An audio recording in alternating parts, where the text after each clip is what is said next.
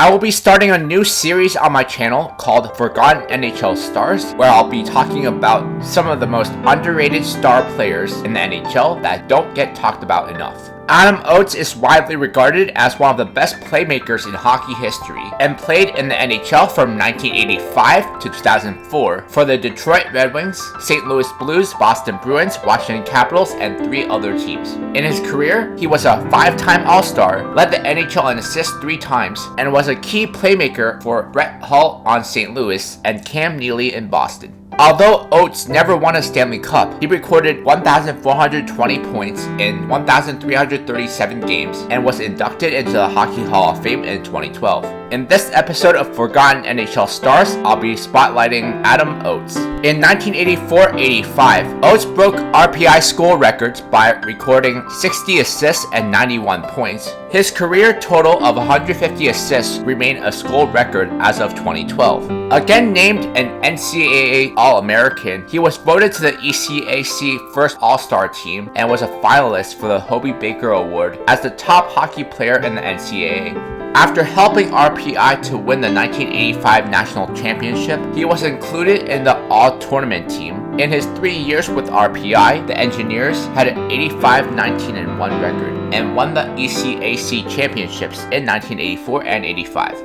Oates was voted to the ECAC All-Decade Team of the 1980s and was inducted into the RPI's Athletic Hall of Fame and was the inaugural member of the hockey team's Ring of Honor in 2004. NHL teams took interest in Oates following his junior season with RPI, and at least 5 teams attempted to sign him. Oates signed a 4-year, $1.1 million contract with the Detroit Red Wings to make him the highest paid rookie in the NHL at the time. He made his NHL debut on October 10, 1985 against the Minnesota North Stars, scoring his first goal that night against Don Beaupre and also added an assist. Oates split the remainder of that season between Detroit and Adirondack, finishing his first NHL season with 38 games played, tallying 9 goals and 11 assists. Oates saw moderate improvement with the Red Wings the following years, with his best scoring season being in 1988-89, where he had 78 points in 69 games. On June 15, 1989, Oates was traded alongside Paul McLean to the St. Louis Blues for veterans Bernie Federico and Tony McKegney. The Blues made Oates their first-line center and played him alongside Brett Hull. The pair, dubbed Hull and Oates as a play on the band Hull and Oates, put up prolific offensive numbers.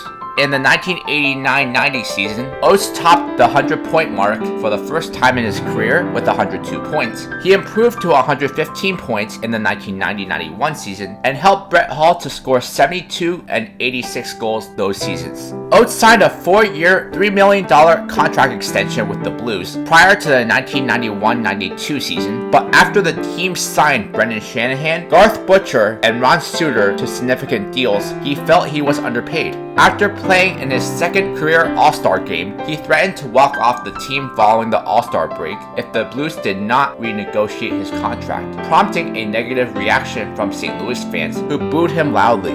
The conflict was resolved on February 7, 1992, when the team traded him to the Boston Bruins in exchange for Craig Yanni and Stefan Trentel. Oates' best individual season came in his first full season in Boston. He led the league in assists with 97 in 92-93 and finished 3rd overall in scoring with 142 points. In a 5-year period from 1989 to 1994, Oates was the 2nd highest point producer in the NHL. His average of 114 points per season over that time was second only to Wayne Gretzky's 124. The Bruins signed him to a 5-year, $10 million contract extension late that season, but Oates once again became frustrated with his salary relative to the rest of the league by 1997. With the Bruins struggling on the ice and out of playoff contention late in the 96-97 season, Oates publicly berated team management. Less than 2 weeks after his tirade, on March 1, 1997, Oates was traded to the Washington Capitals along with Bill Ranford and Rick Tocchet in exchange for Jim Carey, Anson Carter, Jason Allison, and 2 draft picks. Oates initially refused to report to Washington, demanding his contract be renegotiated, but chose to join the team after a 4-day holdout. After several months of contentious negotiations, the two sides agreed to a 3-year contract worth around $2.9 million per season, with an option on a 4th year. Oates became the 47th player in NHL history and the 15th fastest to score his 1,000th career NHL point on October 7, 1997 against the New York Islanders. He finished the 1997-98 season as the team leader with 56 assists and second to Peter Bondra in team scoring with 78 points. The Capitals reached the 1998 Stanley Cup Finals, where they would lose to the Detroit Red Wings in a sweep. This was the first final appearance in franchise history for the Capitals. The Capitals named Oates the 9th captain in franchise history prior to the 1999-2000 season, following the departure of former captain Dale Hunter. He led the team in scoring with 71 points and played his 1,000th NHL game on December 22, 1999 against the Vancouver Canucks. He led the league in assists the following 2 seasons at the ages of 38 and 39, with 69 assists in 2000-2001 and 64 assists in 2001-2002.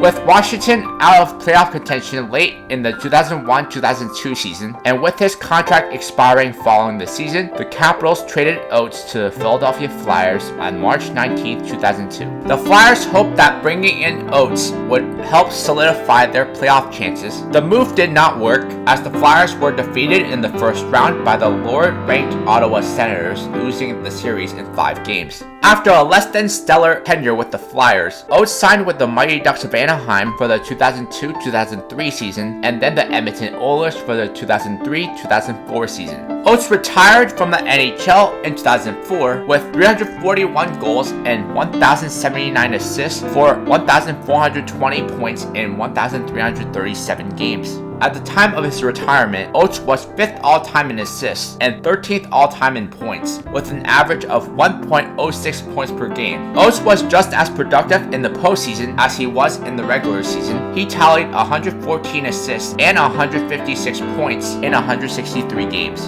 What made Adam Oates a special player? Adam Oates was one of the NHL's greatest playmakers. He led the NHL in assists 3 times, the 1992-93 season, the 2000-2001 season, and the 2001-2002 season, and finished top 10 on 12 occasions. Oates finished 3rd in league scoring 3 times, the 1990-91 season, the 1992-93 season, and the 1993-94 season. He's also the only player in NHL history to center 3 50-goal scorers, helping Brett Hull, Cam Neely, and Peter Bondra to reach the mark. Oates scored himself, reaching the 20-goal mark 7 times, including a career-high 45 goals in the 92-93 season, a season in which he scored a league-leading 11 game-winning goals. His teammates praised his consistency, noting that Oates continued to score points at an elite level when he did not have star players as line mates. Oates possessed a high hockey IQ, understanding the nuances of the game and making smart decisions on the ice. He was a student of the game, constantly analyzing and adapting his play to stay ahead of his competition. Oates was known for his leadership qualities, often serving as a captain for his teams. He was a respected figure in the locker room and on the ice, leading by example and inspiring his teammates. His playmaking skills, leadership, and dedication to the game earned him a place in the Hockey Hall of Fame, solidifying his status as one of the greatest players in hockey history. Despite being one of the best players in NHL history, Oates seldomly gets brought up when talking about the all-time great centers, due to his unflashy play style and calm demeanor.